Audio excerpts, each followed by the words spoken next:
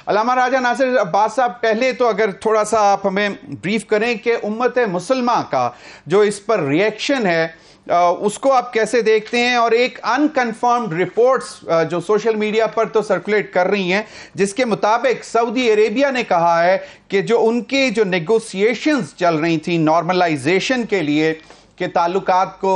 Normal کرنے کے لیے اسرائیل کے ساتھ، وہ انہوں نے مکمل طور پر روک دی ہیں، بالکل اس کو اینڈ کر دیا ہے۔ اور جو ایک خبر ہمارے سامنے ہے وہ میں آپ کو پڑھ دیتا ہوں کہ سعودی Arabia ends all negotiations on normalisation with Israel, اور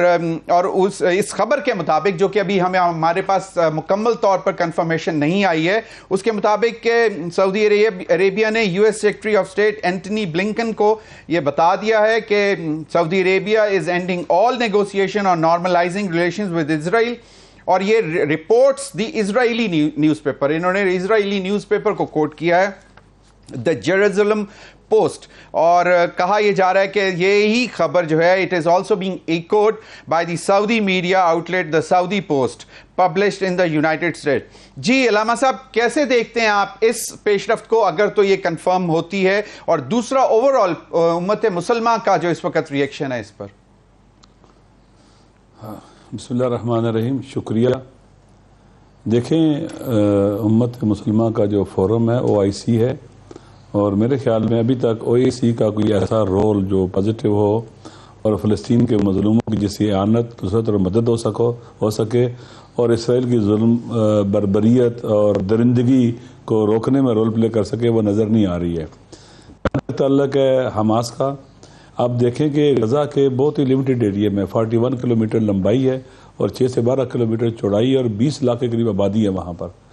تو اسرائیل بے دردی کے ساتھ وہ حملے کر رہا ہے، بچوں کو قتل کر رہا ہے، جب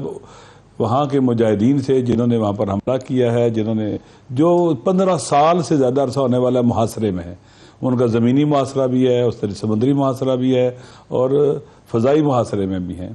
تو وہ وہاں پر ایک گھٹن والے ماحول میں رہ رہے ہیں، اور ان کی سرزمین پر قبضہ ہے۔ اسرائیل کسی انٹرنیشنل قانون کو نہیں مانتا، نیشنل سیکورٹی کونسل کے جتنے بھی قراردادیں ہیں ان کو نہیں مانتا، اور اپنی مرضی کرتا ہے۔ اسرائیل کو ایکسپینڈ کرنے کے لیے ڈیل آف سینچری کی کوشش کی گئی، ابراہم ایکارڈ کی کوشش کی گئی کہ نارملائزیشن کی جائے، اور اسرائیل کے ساتھ جو ہے وہ مسلمان ممالک وہ اپنے تعلقات ٹھیک کر لیں، اسرائیل کو ایک حقیقت کے طور پر تسلیم کر لیں، جو فلسطینی وہاں سے نکال دیے گئے ہیں وہ واپس نہ آ سکیں، اور جو وہاں ہیں وہ گھٹ گھٹ کے مر جائیں۔ میرے خیال میں حماس کا اور فلسطینیوں کا یہ بنیادی حق ہے، جیسے کشمیر کے مظلوموں کا حق ہے کہ وہ قابضوں کے خلاف اٹھیں، ان کا مقابلہ کریں۔ انہوں نے اپنا حق جو ہے اس پر عمل کیا ہے، اور اسرائیل کو کھوکھلے پن کو ثابت کیا ہے کہ یہ کس قدر کھوکھلا پن ہے، اور اس کی درندگی اور وحشت بربری، جو بچوں کو مار رہا ہے، عورتوں کو مار رہا ہے، گھروں پر حملے کر رہا ہے، یہ کوئی طاقت کی نشانی نہیں ہے۔ اسرائیل کے خلاف جو انہوں نے کارروائی کی، آپ دیکھیں اسرائیل کا انٹیلیجنس فیلئر ہے، اسرائیل کا وہاں پر اندر جا کے وہ لوگ باقاعدہ انہوں نے پلان کیا ہے حملہ کرنا ہے، تو 30 کے زیادہ جو وہاں پر نئی آبادیاں بسائی گئی ہیں ان علاقوں کے اندر وہ جا کے رکھی کرتے رہے، کام کرتے رہے، اسرائیل کو پتہ نہیں چلا۔ اس کے بعد اسرائیل کا ملٹری فیلئر ہے، نفسیاتی طور پر فیلئر ہے، سیکیورٹی فیلئر ہے۔ اسرائیل اتنا کمزور، اور واقعاً سید حسن نصر اللہ نے کہا تھا کہ یہ اسرائیل بیت عنکبوت ہے، مکڑی کا گھر ہے، یہ بہت کمزور ہے۔ آپ خود دیکھیں کہ یہ اس کی اتنی ہیبت بنائی گئی ہے کہ پتہ نہیں کیا کر دے گا۔ چند ہزار لوگ، مٹھی بھر لوگ، جن کے پاس ایئر فورس نہیں ہے، جن کے پاس نیوی نہیں ہے، جن کے پاس بڑی ٹینک اور توپیں نہیں ہیں، وہ اٹھتے ہیں ڈرونز کے ذریعے اور اپنے ہاتھوں سے بنائے ہوئے میزائلوں کے ذریعے اسرائیل کا مقابلہ کرتے ہیں، بہادری کے ذریعے اسرائیل کے اندر گھستے ہیں، اور اسرائیل کے طاقتور ہونے کا طلسم توڑ دیتے ہیں۔ اس وقت سب سے بڑا مسئلہ جو ہے وہ اسرائیل کی بربریت ہے۔ آپ کو معلوم ہونا چاہیے کہ شاید کل ہی کی بات ہے کہ نیشنل سیکورٹی کونسل کا اجلاس ہوا اور بغیر کسی فیصلے کے وہ ختم ہو گیا، کیونکہ وہ اسرائیل کو امریکن مہلت دینا چاہتے ہیں کہ جتنا مار سکتا ہے مارو ان کو، جتنا قتل عام کر سکتا ہے کرو ان کو۔ وہ پہلے ہی محاصرے میں ہے، وہاں بجلی نہیں ہے، پانی نہیں ہے، اسپتالوں کو مارا جا رہا ہے، اسپتالوں پر حملے ہو رہے ہیں، اور بازاروں پر حملے ہو رہے ہیں، مارکیٹس پر حملے ہو رہے ہیں، کسی چیز کو نہیں چھوڑا جا رہا، جیسے پاگل لوگ ہوتے ہیں ایسے حملہ کر رہے ہیں۔ یہ اسرائیل سیولائزڈ نہیں ہے، کلچرڈ نہیں ہے، ظالم ہے۔ لیکن آپ یقین کر لیں کہ یہ لوگ غزہ کی ریزسٹنس کو، ویسٹرن بینک کی رجسٹرز کو اور لبنان کی رجسٹرز کو یہ کبھی نہیں ہرا سکتے. شکست اسرائیل کا مقدر ہے. 2006 میں بھی ہارے ہیں اور پھر اس کے بعد غزہ میں جتنے بھی حملے کیے ہیں ان کی ہار کیا ہے کہ یہ غزہ کی رجسٹرز کو ختم نہیں کر سکے. الحمدللہ آج رجسٹرز موجود ہے. ابھی تک لڑ رہے ہیں ان کے ساتھ,